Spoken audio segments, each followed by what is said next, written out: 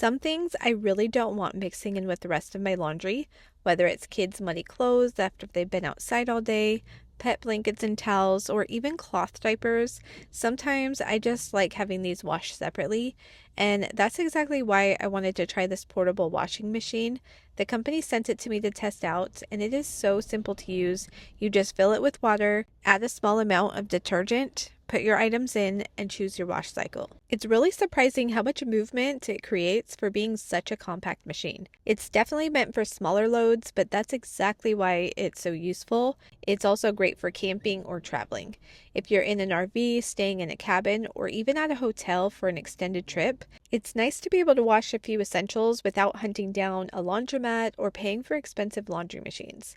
It's also great for delicate items that you don't necessarily want tossed in with heavy towels or jeans. Things like undergarments, baby clothes, or anything that you don't want cross-contaminated.